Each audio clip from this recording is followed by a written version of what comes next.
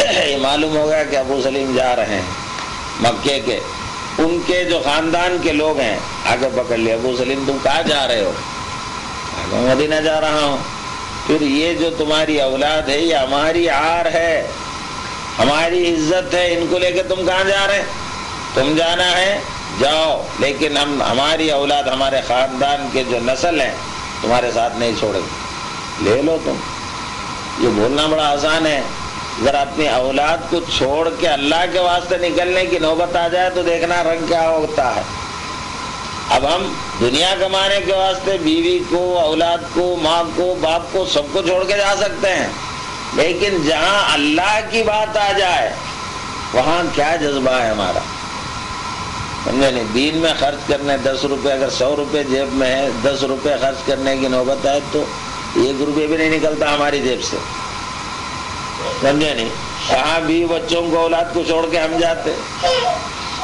تو ہمارے قلب کی کیفیت کیا ہے؟ دنیا سے اللہ پر اعتماد تو نام کو نہیں، دنیا سے محبت اتنی ہے، دنیا کی خاطر اللہ اور اس کے رسول کی ہر نافرمانی کو ہم قبول کر لیتے ہیں۔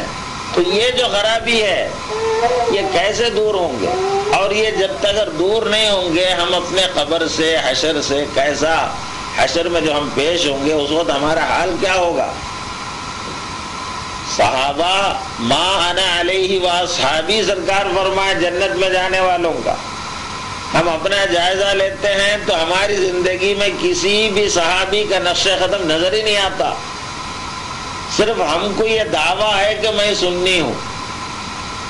میں اس لیے بول رہا ہوں ہم سب سنی ہیں، تو سنیوں کو پہلے اصلی صحیح سنی بننا چاہیے۔ اگر صحیح سنی ہم بن جائے تم کو کسی سے پکارا کرنے کی ضرورت نہیں پڑے گی، تمہاری زندگی کو دیکھ کے سب سنی ہو جائیں گے، یہ پکارا جھگڑے کی ضرورت ہی نہیں ہوگی، سمجھے نہیں؟ یہ پکارنے کی ضرورت اس لیے پڑ رہا ہے کہ ہم خود باطن میں سنی نہیں ہیں، سمجھے نہیں؟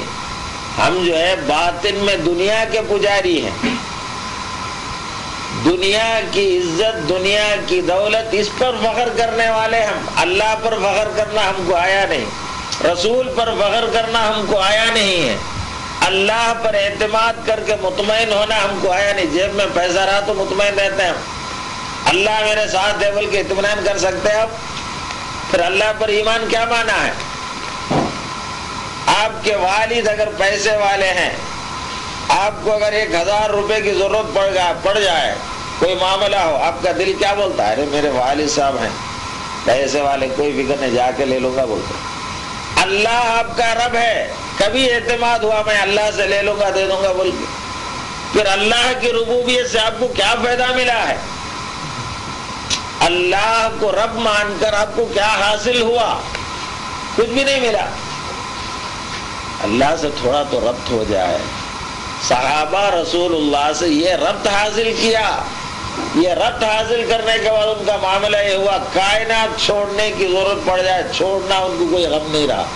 اللہ کی ربوبیت پر، اللہ کی خالقیت پر، اللہ کی رزاقیت پر، بلکہ اللہ کے تمام صفات پر ان کا ایمان یہ تھا کہ اللہ کے سوا کسی اور کی ان کو حاجت نہیں رہی۔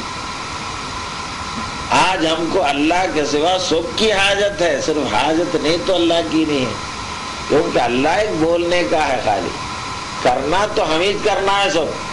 اللہ اللہ بولے تو ملتا کیا؟ بے معنی کی بات، ایسا ہم خود بولتے اپنی زبان سے، کوئی اللہ اللہ بولے تو کیا ایسا بول دیے تو ہو جاتا کیا؟ تو یہ الفاظ ہمارے ہیں، حالانکہ ہم مسلمان اللہ کے ماننے والے ہم، اور اللہ کے خلاف ہم خود زبان درازی کرتے ہیں۔ اللہ اللہ بولے، اللہ پہ توکل کرے تو کیا چھت پھاڑ کے ڈال دیتا کیا اللہ نے؟ لا حول ولا قوت۔ یہ کوئی کافر بولتا تو زیب دیتا، مسلمان ہو کہ اللہ کا ماننے والا، ارے تیرے ماں کے رحم کو پھاڑ کے جو تجھے باہر نکالا، یہ چھت پھاڑنا اللہ کے لیے کون سی بڑی بات ہے؟ تجھے ماں کے رحم سے جس نے باہر لایا اس کے ساتھ تیری یہ بے ایمانی ہے کہ تو یہ کہتا ہے کہ چھپر پھاڑ کے ڈالتا کیا؟ ارے اللہ چھپر کیا، آسمان زمین پھاڑ کے ڈال سکتا ہے؟ زمین کو کون پھاڑ رہا ہے؟ ایک معمولی سا بیج جو زمین میں ہے غور کرو، ایک آپ جو ہے یہ املی کا بیج ذرا دانتوں سے قطر کے اس کے چھلکا توڑ سکتے تم؟ تو بڑی محنتوں سے دانت ٹوٹ جاتے ہیں ہمارے تو، اور بچے جو ہے ذرا محنتوں سے کاٹ کاٹ کے بڑی گھنٹے 2 گھنٹے محنت کرے تو اس کے چھلکے جو ہے پھڑتے ہے نا، اتنا مضبوط ہوتا نہیں ہوتا، حقیقت ہے نا۔ اس کو زمین پہ ڈالو آپ، پانی ڈالنے کے بعد اس میں سے جو مول کا آتا ہے کتنا سخت ہوتا ہے، ہڈی سے زیادہ سخت ہوتا ہے مول کا، وہ ہاں کتنا سخت ہوتا ہے، ملائم روئی کے گال جیسا ہوتا ہے۔ جب وہ باہر نکلتا ہے تو وہ چھلکے کو کون توڑا ہے؟ اس کے جو چھلکا ہے اس کو کون پھاڑا؟ کیا وہ روئی کے گال جیسا جو باریک جو پودا اندر سے گنا انہیں اس کے چھلکے کو توڑ سکتا ہو؟ پھر اس کے بعد زمین کو پھاڑتا ہے باہر نکلنے کے لیے، کبھی کبھی چٹانوں کو پھاڑ کے نکلتا ہے۔ کیسا کون پھاڑا ہو؟ ایسا چٹانوں کو پھاڑ کے روئی کے جیسے گال کے معمولی سے پودے کو نکالنے والا تم کو رزق دینے کے لیے چھپر پھاڑنا یا کوئی چیز اور توڑنا اس کے لیے کوئی بار ہے؟ ہمارے اندر بے ایمانی ہے، ہم کو لینا نہیں آیا اللہ سے، اللہ سے نہ مانگنا آیا ہے نہ اللہ پر اعتماد کرنا آیا ہے، بلا وجہ ہم خدا کو بدنام کر دیتے ہیں۔ تو اگر ہماری زندگی حقیقی معنوں میں سنیت ہو جائے نا، سنی اس کا نام ہے، سنی بولے تو صرف فاتحہ پڑھنے کا نام نہیں ہے، سنی کا معنی صرف سلام پڑھنے کا نام نہیں ہے، سنی وہ ہوتا ہے جو اللہ سے اپنا اتنا مضبوط تعلق جوڑتا ہے کہ کائنات میں کسی کا بڑے سے بڑی طاقت کو پرواہ نہیں کرتا، کسی پہ اعتماد نہیں کر سکتا انہیں، صرف اللہ کی ذات اس کے نزدیک اتنی مضبوط سہارا ہوتا ہے کہ بڑے سے بڑا سہارا اس کی نظروں میں ہیچ ہو جاتی ہے۔ یہ سنی ہے۔ یزکیہم ویعلمہم الکتاب والحکمہ، رسول اکرم صلی اللہ علیہ وسلم نے صحابہ کے قلب کا جو تزکیہ فرمایا، کتاب و حکمت کا جو علم آپ نے عطا فرمایا، اس کا نتیجہ صحابہ کی زندگی ہمارے سامنے ہے۔ وہ لوگ کبھی جھگڑا کرے، میں فاتحہ پڑھتا ہوں تو فاتحہ نہیں پڑھتا، تو سلام پڑھتا ہے میں سلام پڑھتا ہوں، بلکہ جھگڑا کرتے پھر ارے ان کو فرصت ہی کب تھی؟ اپنے اللہ سے اتنا وارفتگی اور محبت میں ہمیشہ رہتے تھے، ان کو یہ سب جھگڑوں میں جھمیلوں کی فرصت ہی کہاں ہوتی تھی؟ ہم کو جو کہ اللہ سے نہ رابطہ ہے نہ رسول سے رابطہ ہے، نہ اللہ سے حقیقی محبت ہے نہ رسول سے حقیقی محبت ہے، اب کیا ہے؟ یہ الفاظ کے جھگڑے ہمارے ہاتھوں میں رہے، یہ ہم کو شیطان ڈالا ہے چکر میں، سمجھے نہیں؟ آپ لوگ کہیں یہ سوچیں گے میں وہابی ہوں کیا؟ نعوذ باللہ نعوذ باللہ، 1000 بار اس عقیدوں پر لعنت بھیجتا ہوں میں، لیکن وہ مطلب نہیں کہنے کا مطلب ہم کو اپنے باطن منور کرنے کی پہلے ضرورت ہے تاکہ ہمارا خبر اچھا ہو جائے۔ یہ جھگڑے کر لینے سے ہمارے خبر میں ہمارا کوئی ساتھ یہ چیزیں ساتھ نہیں آتی، یہ جھگڑے، سمجھے نہیں؟ اگر ایسی جھگڑا کرنے کے بعد خبر اچھی ہوتی تو صحابہ کرتے پہلے جھگڑے۔ جتنے ہمارے بزرگان دین یہاں سے وہاں تک لے دیکھو، کون یہ کاموں میں پھنسے رہے جو تم ہم پھنس جائیں گے اس میں؟ ہم کو اصل چیز جو دیکھنا ہے، ہمارے قلب کا ڈیل دیکھنا ہے۔ میں جب قبر میں جاؤں گا پہلا سوال ہے تیرا رب کون تھا؟ رب سے میرا کیا رابطہ ہے؟ رب رکھنے کے بعد مجھے کیا ملا؟ رب کی ربوبیت کیا ہے؟ رب کی ربوبیت سے راضی ہونا کیسا ہے؟ اس کی ربوبیت سے استفادہ کرنا کیسا ہوتا ہے؟ کبھی ہم نے اس پر غور نہیں کیا، کبھی ہم سوچے بھی نہیں۔ پھر اگر خبر میں آپ جواب دیں گے تو کیسا دیں گے؟ کیا یہ لفظ سیکھ لینے سے جواب آئے گا؟ آپ کو معلوم ہے نیند اور موت تقریباً ایک ہے، قریب النوم اخت الموت، نیند جو ہے موت کی بہن ہے۔ نیند میں جو کیفیت انسان پر طاری ہوتی ہے ہو بہو اس سے بڑھ کر موت میں طاری ہوتی ہے۔ تو آپ دیکھیں گے بچہ جو ہے آپ اپنی بھی زندگی میں دیکھ لو، دن بھر کتنی چیزیں ہم یاد کر لیتے ہیں، اسکول میں جانے والے، کالج میں جانے والے، ریاضی کے، اس کے سائنس کے، دنیا بھر کی چیزیں مضامین یاد کر لیتے ہیں۔ نیند میں جانے کے بعد کیا یہ ساری چیزیں ہمارے خواب میں آتا ہے؟ یا ہم بڑبڑا لیتے ہیں؟ تو یہ سب چیزوں میں کوئی آپ بچے بڑبڑاتے ہوئے سنے ہوں گے، وہ حساب آپ پہاڑے وغیرہ انہیں بولتا رہتا، کیا کبھی نہیں بولتا؟ انہیں کیا بولتا معلوم؟ ارے بیٹ ادھر، ادھر ڈال، گولا ادھر پھینک، یہ پکارتا رہتا ہو۔ یعنی کھیل میں جو مصروف تھا، یعنی بعض لوگ جو ہے نیند میں کرکٹاں کھیل لیتے، بازو والوں کو لاتا مار دیتے، سمجھا نہیں؟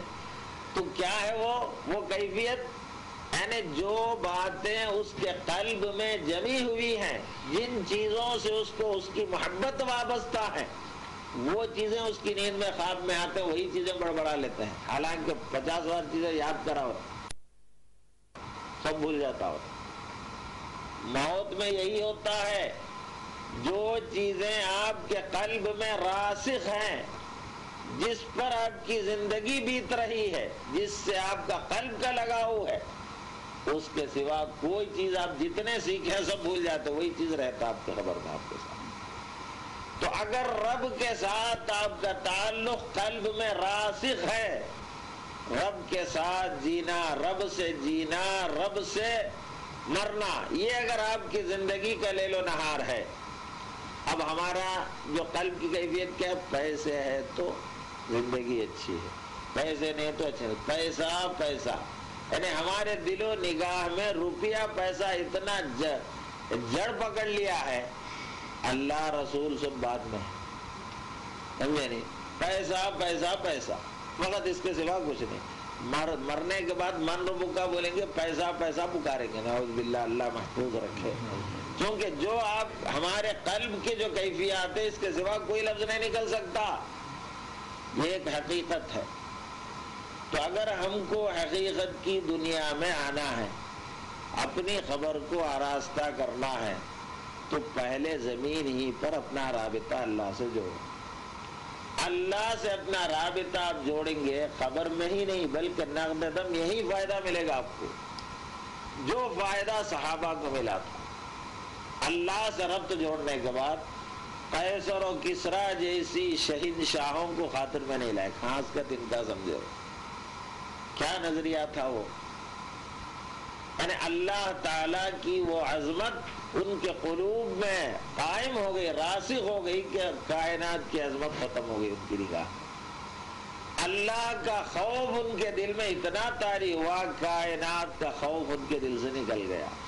اللہ کے اور اس کے رسول کی محبت ان کے دل میں اتنا راسخ ہو گئی کہ کائنات کی محبت کافور ہو گئی ان کے دل سے۔ یہ چیز اسلام سے ہم کو ملنا ہے، تو آپ کی زندگی شہنشاہوں جیسی زندگی، حالانکہ آپ کے پاس ہاتھ میں کچھ رہے نہ رہے، لیکن آپ کا قلب اپنے مولا کے ساتھ مطمئن رہنا، یہ زندگی ہے۔ جب آپ مریں گے، موت سے جب ہم کنار ہوں گے، جو بندہ زندگی میں اللہ سے مطمئن ہونا سیکھا ہے، زندگی کے معاملے میں جیسا پیسے رہے تو مطمئن ہوتے ہیں ہم، ویسا پیسہ نہیں رہے تو اللہ سے مطمئن ہونا آنا ہم کو۔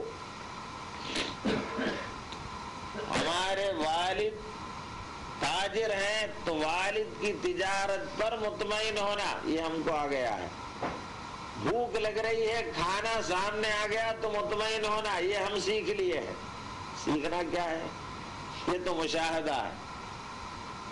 بھوک لگ رہی ہے، کھانا حاضر ہے یا کھانے کے ذریعے موجود ہے، مطمئن۔ صحابہ کا معاملہ کیا تھا؟ کھانے کو کچھ نہیں ہے مگر اللہ سے مطمئن ہے، رسول اللہ سے مطمئن ہے۔ یہ کیفیت کیسا؟ خود وہ شہید ایک بادشاہ جو ہے رستم پریشان ہو گیا، محمد رسول اللہ کا سفیر جب اس کے پاس گیا، تم جو ہے جنگ کرتے ہو، جنگ کے لیے تمہارے پاس میدان جنگ میں کھانے پینے کے سامان تمہارے پاس کیا ہے؟ 2-3 سوال میں اس کا ایک سوال یہ بھی تھا، تو صحابی رسول نے کہا ہم کو کھانے پینے کی کیا فکر ہے، ہم کو جب بھوک لگے